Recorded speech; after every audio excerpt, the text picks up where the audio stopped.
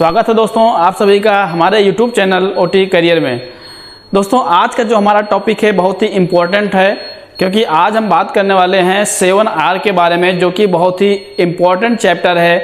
किसी भी लिहाज से आप देखते हैं, चाहे वो एनक्वास के पर्पज से देखते हैं, चाहे आप लक्ष्य के पर्पज से देखते हैं, या फिर आप पर्सनल देखते हैं तो भी बहुत ही इम्पोर्टेंट है, या फिर आपके व्यवहारिक में भी, नर्सिंग के व्यवहारिक में भी बहुत ज़्यादा काम आने वाला है। क्योंकि हम 7R की बात कर रहे हैं। 7R से आपको बहुत ही मजबूती मिलती है आपको मेडिकेशन करने में। तो आज हम 7R के बारे में जानते हैं कि 7R क्या है, उसी के बारे में आज हम जानेंगे। 7R का मतलब क्या होता है कि आपका क्या है, राइट पेशेंट। फर्स्ट R जो हमारा क्या है कि राइट पेशेंट। जब भी आप मेडिकेशन करने जा रहे हैं या फिर दवा देने जा रहे हैं तो आपके पास राइट मरीज की, जो सही मरीज है उसकी फाइल आपके पास होनी चाहिए और उसका नाम आपको पता होना चाहिए और उस नाम से आपको मैच होना चाहिए। तो सबसे पहला क्या है, हमारा राइट पेशेंट है। ठीक है, यदि आप nursing shop, nursing hospital, nursing में हैं या आप हॉस्पिटल में हैं या नर्सिंग की जॉब कर रहे हैं, तो आप देखेंगे कि आपका क्या है, राइट पेशेंट होना जरूरी है। ठीक है, राइट पेशेंट हो आपका। उसके बाद में क्या होगा, दूसरा, पहला क्या है हमारा, राइट पेशेंट हो जाएगा। दूसरा क्या है, राइट मेडिकेशन।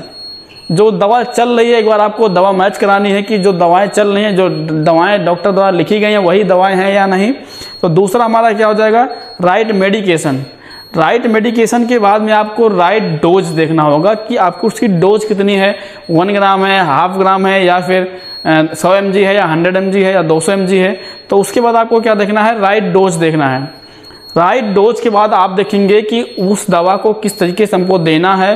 तो चौथा हमारा क्या हो जाएगा, राइट रूट, जो कि बहुत ही इंपॉर्टेंट है। राइट रूट का मतलब है कि किस तरीके से हमको देना है, ओरल देना है, IM देना है, या फिर IV देना है, या फिर नेबुलाइज कराना है। तो बहुत ही इंपॉर्टेंट है। चौथा R हमारा क्या है, राइट रूट, बहुत ज़रूरी है।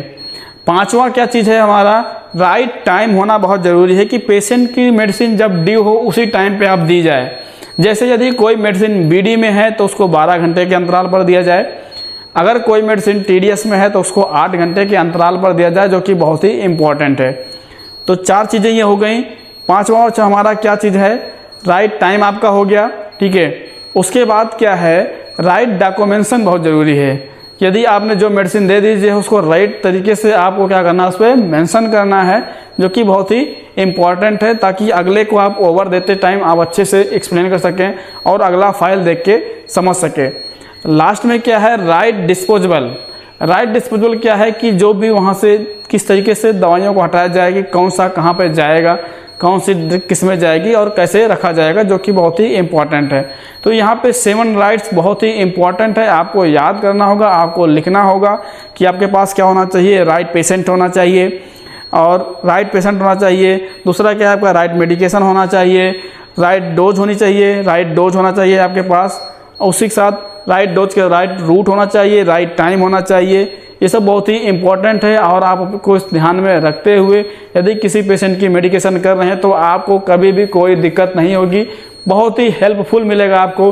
तो हमारी सलाह ये है कि आप 7R को अच्छे से फॉलो करिए, ताकि आप एक अपने करियर में बहुत अच्छा सा ग्रोथ कर सकें। बहुत बहुत धन्यवाद।